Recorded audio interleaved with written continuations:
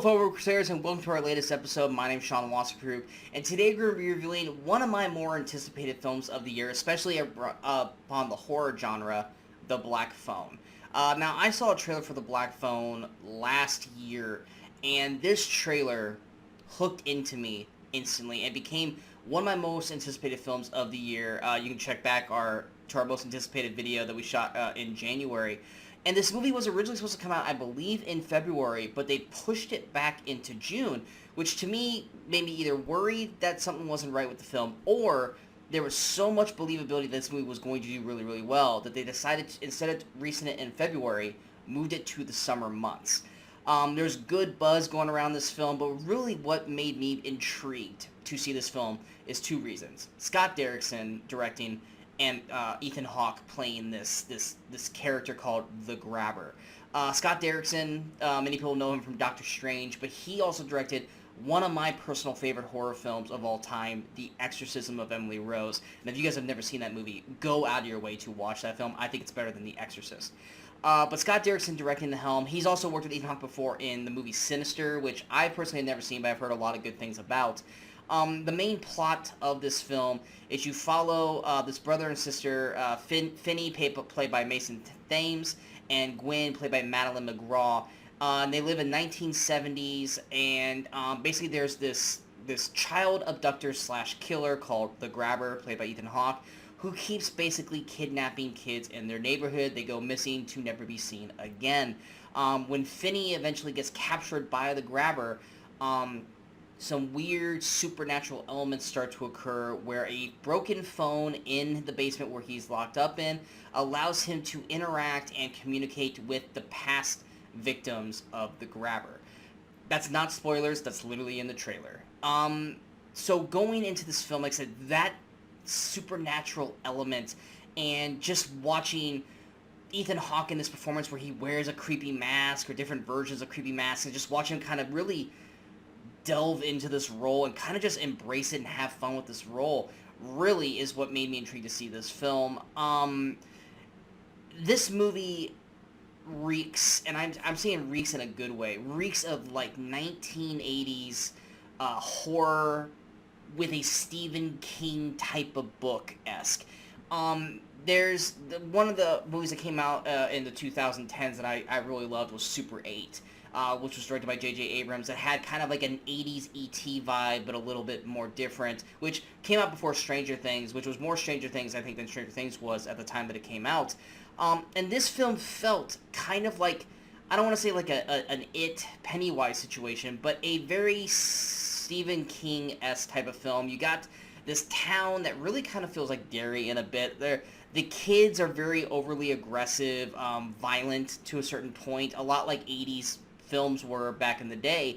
You got Finney and Gwen, who are basically, taken care of by their father, Terrence, played by Jeremy Davis, who's an abusive drunk due to their mom passing away. And Finney gets bullied, and Gwen has to kind of be this tough shell. I mean, she takes some lumps, but she has this thickness to her that basically allows her to try to, voice her opinion, overcome people who talk down to her, and basically also defend Finney in front of bullies, even though she's smaller and I think younger in the film. Now, there is a special element to Gwen in this film that I'm not going to give away in this review, but you guys can definitely check that out when you watch it. But a lot of this is going to come down to these three actors, Mason, Madeline, and Ethan Hawke, on believability and making this film work. And that's the thing that makes Black Phone, for the most part, work incredibly well. Mason Thames, played by Finney, puts on a great performance. He plays this character who's fragile and kind of a bully magnet, but he's just a normal kid. He's not overtly nerdy. He's actually an athlete. He's a really good pitcher in baseball, which that first scene in the movie where they're playing the baseball game really irked me, being a baseball player, because you could tell that the kids were acting and not actually playing baseball, but that's a nitpick for me. But Finney, he plays this character that so badly wants to defend himself and fight back, but he's so used to getting knocked down that he kind of takes a lot of abuse when he really doesn't need to. And you have this character that throughout the film, especially with the help of the past victims, grows that confidence and learns to try to kind of be a little bit smarter with his acts instead of just acting like a scared kid. There are moments where, you know, he is a kid and he breaks, but Mason plays this role incredibly well. Madeline as Gwen, the younger sister, like I said, she plays this tough, vulnerable, you know, kind of character as this younger sister who feels like she has this ability to try to help, but, you know, she's a little kid. Who's going to believe her? Who's going to listen to her? And she plays it. She's probably one of the more surprise performances of the year. I think she knocks this performance out of the park as Gwen, to the point where I actually can't wait to see what these two do next. Ethan Hawke, he's not in it as much as I would like him to be, but when he is in the film, Ethan Hawke is chewing up the scenery as the grabber. I wish we had a couple, you know, at least 1 to 3 more scenes of him just kind of interacting with Finney and kind of playing this, like, cat and mouse game of this, like, thriller, because it is, yes, it's got horror elements because there's supernatural extendities to the film, but it feels more like a thriller than a horror. But I feel like Ethan Hawke's performance was so good that I kind of wanted a little bit more out of it. The rest of the cast, Jeremy Davis does a solid job. He usually always does. The rest of the cast after that, I mean, the adult cast, you got, you know, E. Roger Mitchell, who plays Detective Wright, and Troy Rudisill, who plays Detective Miller, and James Ransone from It Chapter 2, who plays Max. They're fine. They don't really do anything that really comes off the screen as something special. And then the other kid actors either overact or don't really do a whole lot to really kind of make you care about their performances overall. A lot of it comes down, like I said, to these 3 main performances. The story itself, like I said, it feels like an 80s retro horror film that's really good at using the eye of what a horror film is, staging the lighting, making things feel like out of the corner of your eye, you know, is something moving, it's not something moving.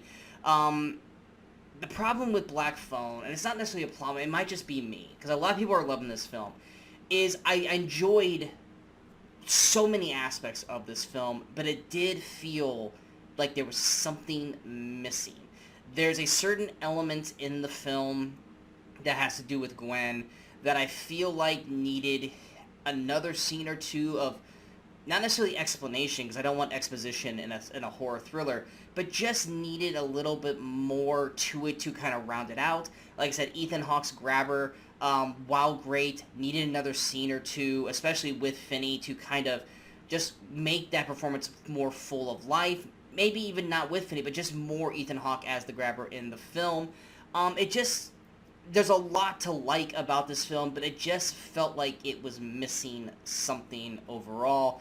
I can't tell if it was just more built-up story with certain elements of the film, or just more of Ethan Hawke. There was just something that was missing from the film to keep it from a good movie to a great movie. In terms of recommendations, like I said, this is a film that I was incredibly anticipating ever since I saw the trailer back last year. It did not disappoint me. I went in with relative low expectations because it is a horror film and it was originally supposed to get released in February. And I feel like it did do its job in making me excited to see the movie. And I was relatively, like I said, enjoyed throughout the most part of the film. I just felt it was missing a little something to really kind of cement it as this fantastic film. Nonetheless, do I recommend Black Phone? If you like Ethan Hawke, or if you like these horror thrillers, definitely you should check out Black Phone, see what you guys think of it. For me, my overall score, I'm going to give the Black Phone an 84%. Definitely worth checking out, and this is definitely a movie that if you can watch it at home, definitely watch it with the lights out. Definitely helps. There are certain elements that are jump scares and elements and stuff like that I think really real well. Oh yeah, and one little minor nitpick, there's so many times while watching this movie I wanted to scream at the Finney character because there's so many things he could have done to help his situation out in the film. And yes, I know he's a kid, but damn it, come on, common sense. There's so many things he could have done in this movie to get out of this thing faster, but then, of course, the movie would end sooner. Nonetheless, that's just me griping and nitpicking. But I hope you guys enjoyed this review. If you guys did, go ahead and hit that like, share, and subscribe button to the channel so you guys stay up to date with all the latest videos pop up on the Movie Crusaders. And of course, I'm going to follow us on all the social media outlets you see below. Coming up next, a review for Elvis is out right now, as well as our Movie Crusaders chat about the fall of Pixar after the release of Lightyear. Also, we have a review for Lightyear on the channel as well. Next week, Brian Michaels and myself will be back for our 2022 half-year review, where we talk about our best films of 2022 so far, our worst films, our surprises, our disappointments. Now that we've hit the half-year mark on 2022, we'll have that video out next week. So yeah, until next time, in case I don't see you, good morning, good afternoon, and good night, Movie Crusaders.